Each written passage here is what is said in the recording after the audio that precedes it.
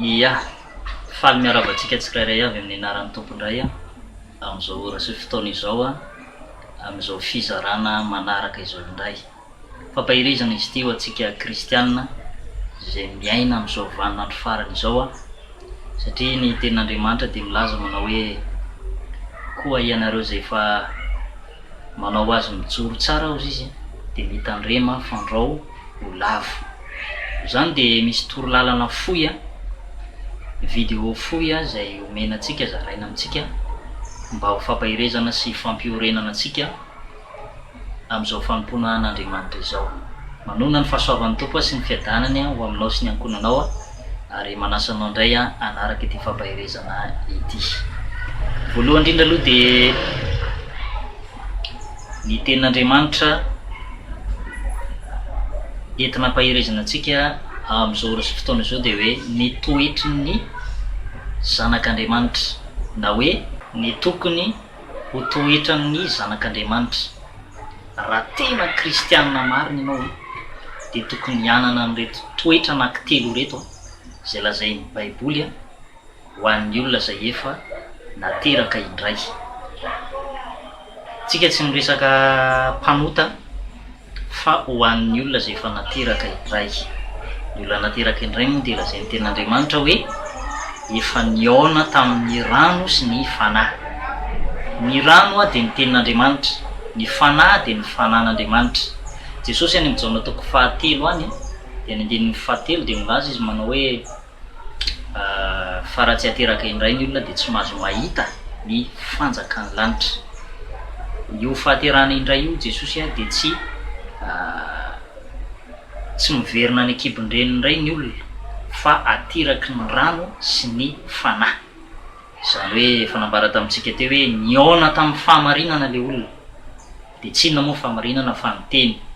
Niaona tamin'ny tenin'Andriamanitra dia raha katoavin'ilay tenin'Andriamanitra dia ny tenin'Andriamanitra mihitsy ny guide ny fiainany. Dia tanteraka ilay tenin'ny Paoly any amin'ny Galatiana toko 2:20 nampahirezan'ny fiangonana. Tenin'Andriamanitra moa izy fa indramiko hoe Paoly zany nanoratra an'izy dia hoe tsy izaho tsony ny velona fa Kristy ny velona atao anatiko. Izany hoe tsy velona hanao ny sitraponao intsony zany tahaka n'ilay olona talohanao fa amin'ny maha-olom-baovao. Efa lasa ny zavatra taloha, tonga vaovao ny zavatra rehetra. Izay ny olona ao amin'ny Kristy dia manomboka eo zany dia ny tenin'Andriamanitra amin'izay no mifehy ny fiainana. Io zany ny balizy na ny arofanina nataontsika ihany koa hoe mitaridalana.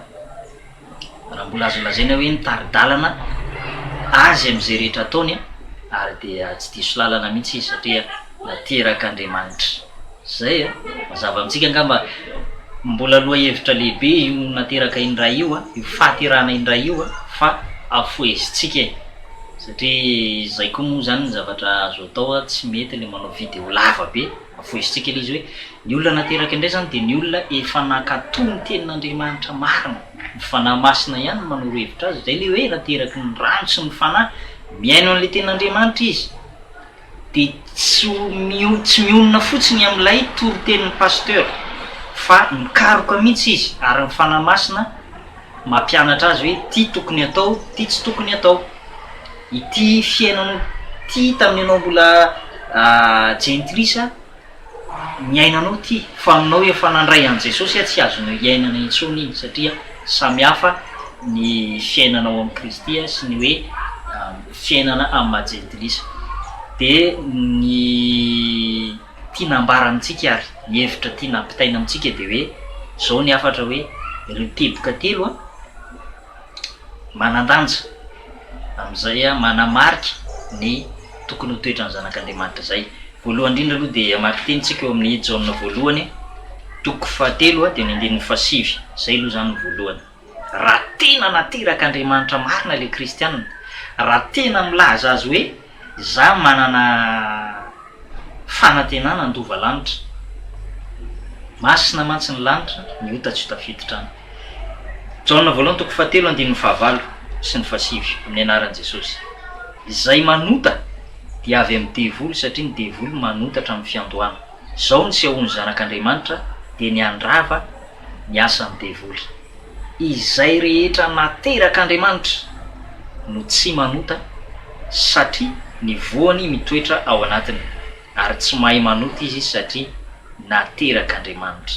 Zany mampiseho miariary izay zanaky ny devoly sy izay zanak'Andriamanitra. Tsy mba avy amin'Andriamanitra zay rehetra tsy manao ny marina sy zay rehetra tsy tiany rahalahy. Marina be zany tenin'Andriamanitra zany. Tokony ho toetranao zany zay le teboka voalohany, tokony ho toetranao zany raha tena kristianina marina ianao, olombovonjy marina na ny ray famonjena nateraka indray de tsy mahay manota intsony ianao. Tsy hainao tsony zany hoe andeha hijangajanga, tsy hainao tsony zany hoe mbola hiteny ratsindray, na tezitra na faly tsy mahateny ratsy. Fa taloha nge ianao rehefa tezitra de tonga de fa misafoka de miteny ratsy na koa hoe falifaly de mitsikakakaka eo de manao teny vosoboso-dratsy de tafiteny ratsy. Zay le izy tsy mahay manota intsony, na dia ametrahana sigara ray paquet azy eo ambony latabatra, tsy hainao tsony, tsy mahasarika anao tsony zany le izy. Aza raha mazava aminao le izy satria efa naterak'Andriamanitra ianao. Fa raha mbola tsy naterak'Andriamanitra ianao, zaranao aza misy mahamery fotsiny. Hiala vola aza atao. Totr'izay koa raha sendra mandeha any amin'ny réception ianao na any amin'ny mariage na any amin'ny fety fivorim-pianakaviana de misy fety de raikitra ny fisotroana labera sy ny whisky sy ny toga gasy sy ny tariny, tsy mahasarika anao tsony reny, tsy hainao tsony le miverina am'le toetranao taloha. Zany hoe le raha ohatra ka biby ny resana de le hoe instinct maternel, zany hoe lay natioranao mihitsy zany, niova tanteraka le natioranao, niova le natiora.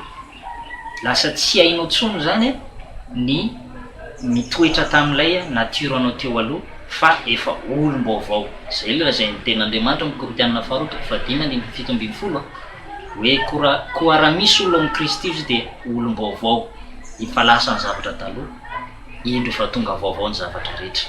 Zay zany voalohany.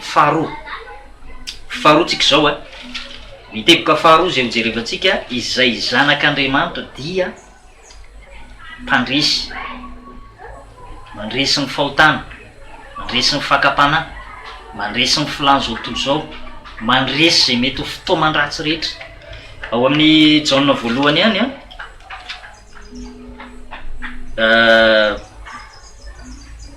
toko 5, Jaona voalohany toko 5 de vakitsika manomboka amin'ny 5 amin'ny anaran'i Jesosy, 4 sy 5. Izay rehetra naterak'Andriamanitra dia maharesy zao tontolo zao, ary ny fandresena zay ento mandresy zao tontolo zao dia ny finoantsika. Iza moa no maharesy zao tontolo zao fa tsy mino fa Jesosy ny zanak'Andriamanitra. Izy ilay avy tamin'ny rano sy ny rà dia Jesosy Kristy, tsy avy tamin'ny rano ihany fa tamin'ny rano sy ny rà, ary ny fanahy no manambara satria ny fanahy no fanarinana. Mazava be zany. Ianao zany rehefa tonga zanak'Andriamanitra de tokony ho mpandresy ianao. Tsy tokony kristianina resy ny fahalemena, tsy tokony kristianina resy ny fakapanana fotoaman-dratsy, fa tokony ho zanak'Andriamanitra mijoro tsara ary samy milaza mihitsy amin'ny olona zay mitona na ny eo anoloan'ny fakapana hoe fantatro zay inoko, mila mijoro ara-panahy satria manana tanjona kendrena de no any an-danitra. Zay nge ny but suprême na ny tanjona faratampony de ho any an-danitra. So de adinao ary fa ny fiafarany diantsika ty de ho any an-danitra fa tsy manao zay mampifalifaly, mihinana de mitafy de misoto de manao zay mampifaly, tsy zay le izy. Fa ny tena tanjona faratampony azonao atao ihany zay mampifalifaly ny tenanao. Baiboly miteny manao hoe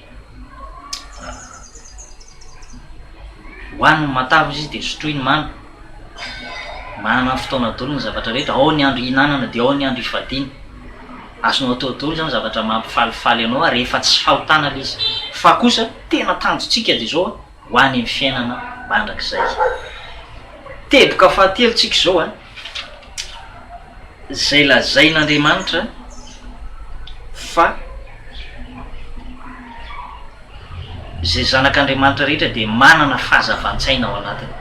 Fahazavan-tsaina zany hoe manana maso-pana mahiratra izany, ary ny tenin'Andriamanitra mitaka ny lampy any amin'ny Salamo fa 7:1 any moa dia milaza mihitsy ny tenin'Andriamanitra hoe fanilo ny tongotra sy fanazavana ny lalako ny teninao.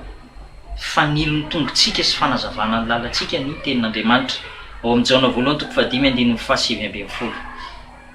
7:10 fantatsika fa zay rehetra nateraka Andriamanitra dia tsy manota, fa zay nateraka Andriamanitra dia miaro ny tenany ka tsy mahakasika azy akory ilay ratsy. Fantatsika fa avy amin'Andriamanitra isika, ary zao tontolo zao kosa dia mipetraka eo amin'ny faratsiana. Ary fantatsika fa tonga ny zanak'Andriamanitra ka efa nanome antsika fahazavan-tsaina mba ho fantatsika ilay marina, ary isika ao amin'ilay marina dia ao amin'ny Jesosy Kristy zanany. Izy no Andriamanitra marina sy fiainana mandrakizay. Zay zany teboka fahatelo farany, raha tena zanak'Andriamanitra ianao dia manana fahazavan-tsaina hoe tsy araka ny sitrapon'Andriamanitra zany, tsy tokony hanao an'izao. Zay le fahazavan-tsaina, zany hoe mirehitra ao anatinao mihitsy zany le tenin'Andriamanitra. Ary zay mahatonga ny Jesosy niteny any amin'ny bokin'ny Lioka any manao hoe tandremo ozy izy sao maizina ny mazava ao anatinareo. Satria efa nomena fahazavan-tsaina ianao dia kolokolola izy mba hirehitra.